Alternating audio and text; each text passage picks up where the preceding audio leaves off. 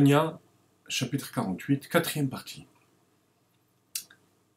Dans ce chapitre, nous expliquons le devoir de reconnaissance vis-à-vis d'Akadosh Baruch Hu, qui doit réveiller chez nous un amour débordant. Et alors que dans le chapitre 46 et 47, on l'expliquait par rapport à la sortie d'Égypte, par rapport au Matan Torah, dans le chapitre 48, on l'explique carrément par rapport au Tzimtzum, à l'origine de la création, Tzimtzum voulant dire la rétraction, la contraction de la lumière divine. Et par rapport à cela, on distingue trois niveaux. L'essence de Dieu, par rapport à laquelle, l'essence divine, il n'y a pas de Tzimtzum du tout. Ni dans l'absolu, ni par rapport à nous. Dans les termes d'Achassidot, dans le Maor, dans le luminaire, il n'y a pas de Tzimtzum, même chez Enoch Pshuto. Même s'il s'agit d'un Tzimtzum par rapport à nous. Dieu lui-même est le même avant la création, après la création.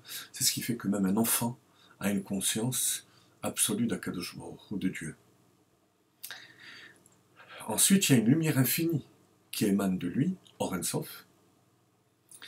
Et là aussi, Adon Razakel nous dit que il va y avoir un tzimtzum, une contraction, mais uniquement par rapport à nous.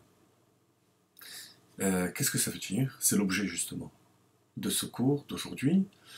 Ça veut dire que pour passer de cet état infini de la lumière divine au monde et à l'univers tel qu'on le voit, où il y a une présence divine mais extrêmement résiduelle, me'at miz'er or, comme Admor Zaken a dit dans ce chapitre, il va falloir un tzimtzum énorme de cette lumière qui va donner donc l'enchaînement des mondes, Atzelot, Bria, Yetzira, Asiya. Dans ce monde, le monde minéral, végétal, animal, l'homme, une graduation de cette lumière. L'intelligence de l'homme, les sentiments, le Koach HaHiluch, la faculté de marcher, de se mouvoir, qui est dans les pieds, et ainsi de suite. Par rapport à l'infini de Dieu, qu'on appelle Sovev Kol Almin, cette lumière de Memale Kol Almin n'a aucune commune mesure. Même pas de 1 par rapport à des milliards, mais plutôt de 1 ou 2 milliards par rapport à l'infini. Alors, page 252 dans l'édition bilingue du Tania, vers le bas, cette lumière ne va pas s'introduire et agir dans les mondes de manière dévoilée pour faire vivre ces mondes. Et la makif alehem milemala, mais va entourer les mondes par en haut, venikra sovev kol almin, et c'est pourquoi ce dévoilement de lumière divine s'appelle sovev kol almin, qui entoure les mondes, par opposition à memale kol almin, qui remplit les mondes, qui s'habille dans le monde, de manière dévoilée. Ve'en hapirush sovev umakif milemala bifrinat makom chas v'shalom. Et n'allons pas croire, dirait Admor Zaken, que lorsqu'on dit que cette lumière entoure les mondes, ça veut dire qu'elle entoure les mondes au niveau de l'espace, dans ce sens qu'elle ne se trouve pas là. Chas v'shalom. Parce qu'au niveau spirituel, on ne peut pas parler d'espace. Il s'agit de spirituel. C'est au-delà de l'espace. Et là, רצוני לומר סובב ומקיף מלמעלה לעניין בחינת גילוי השפעה. Mais on veut parler de dévoilement par rapport à l'action, l'influence que ça a dans ce monde. Cette influence est voilée, mais elle se trouve dans ce monde. כי ההשפעה שהיא שבבחינת גילוי בעולמות נקראת בשם הלבשה. Lorsque la lumière se dévoile, on appelle ça Halbasha, qu'elle s'introduit dans le monde.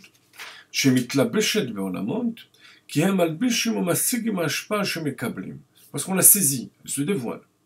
מה שאין כן ההשפעה שאינה בבחינת גילוי, אלא בהסתר והיעלם, ואין העולמות משיגים אותה, אינה נקראת מתלבשת, אלא מקפת וסובבת. Lorsqu'elle se dévoile pas, alors on dit que la lumière entoure. Mais c'est de ce point de vue qu'elle entoure, parce qu'elle ne se dévoile pas. Mais elle se trouve quand même dans le monde. Alors, comprenons ensemble. Lorsqu'Admor HaZaken nous dit que cette lumière se trouve dans le monde, elle entoure, ça veut dire non pas qu'elle est en dehors, elle est en dedans, mais elle ne se dévoile pas. A priori, il s'agit là d'une idée évidente. Sovev Kol Almin, cette lumière divine, se trouve aussi dans le monde, mais elle transcende le monde. Et ça, c'est valable même pour tout ce qui est intellectuel ou spirituel. Une idée, par exemple. Une idée, une intelligence. C'est quelque chose aussi qui est au-delà de l'espace. Elle ne se trouve pas forcément 1 plus 1 égale 2, à Paris plus qu'à Strasbourg, dans ce monde, moins que dans un monde supérieur. C'est une forme de logique qui est absolue, donc qui est au-delà de l'espace. Qu'est-ce qu'Admor HaZaken veut nous dire lorsque il nous précise, attention, ne crois pas que c'est au-delà, au-delà du monde, dans le sens que c'est sur une autre galaxie. C'est évident. C'est une idée, c'est du spirituel, au-delà de l'espace. L'idée est la suivante, chers amis. Lorsqu'on dit que c'est au-delà de l'espace, on parle de l'espace spirituel. Je m'explique. Lorsqu'on dit que, justement, cette idée, l'intelligence, se trouve dans le cerveau, elle se trouve dans le cerveau, non pas parce que du point de vue matériel, du point de vue de l'espace, elle se trouve dans le cerveau, mais parce que du point de vue du degré spirituel, c'est le cerveau qui constitue un réceptacle assez raffiné pour recevoir l'intelligence. Alors que le pied, par exemple, ne constitue pas ce réceptacle. Le pied va recevoir le koach ha'ilur, la capacité de se mouvoir, de mouvoir le corps, de bouger le corps, mais pas l'intelligence. L'intelligence, bien sûr, aura une action sur le pied, mais le pied ne réfléchit pas. Le pied a le pouvoir de mouvoir le corps. Et ainsi de suite. On parle, au niveau les plus hauts, de la lumière d'Atsilut, par exemple. Elle est du niveau d'Atsilut. Le monde d'Atsilut constitue un réceptacle pour recevoir cette lumière, et non pas ce monde-ci. Alors vous voyez, on aurait pu croire, et c'est ce qu'Admor HaZaken veut exclure, on aurait pu avoir ce salkadatar, de dire que Or Ein Sof, qui est une lumière infinie, ne peut pas s'habiller dans ce monde, car ce monde ne constitue pas de réceptacle pour recevoir cette lumière infinie. Au même titre que le pied ne peut pas recevoir l'intelligence. Alors Admor HaZaken nous dit non, c'est pas possible. Parce que cette lumière est infinie. Donc si ce monde ne reçoit pas cette lumière, elle n'est plus infinie. Si elle est infinie, Or Ein Sof, comme son nom l'indique, c'est qu'elle se trouve aussi ici. Mais le monde ne peut pas la saisir, cette lumière, et la comprendre. Ça veut dire en d'autres termes que cette lumière ne se dévoile pas dans ce monde. Mais on ne peut pas dire qu'elle ne s'y trouve pas. Sinon, elle ne serait pas infinie. Alors la réponse, c'est qu'elle s'y trouve, puisqu'elle est infinie, sans se dévoiler. Et c'est ce qu'on appelle Tzimtzum Ba'or. C'est le Tzimtzum dans la lumière, mais que par rapport à nous, et non Kipshuto. Si c'était Kipshuto, si le Tzimtzum était réel, cette lumière serait en dehors du monde, dans ce sens que le monde ne recevrait pas cette lumière. Et ça, c'est faux. Cette lumière infinie se trouve aussi dans le monde, mais de manière cachée. Et c'est le niveau de la foi, de la émouna du juif. Shema Israël Hashem Elokeinu Hashem Echad, Yud Ke Vav Ke, c'est le niveau qui est Sovev Kol Almin.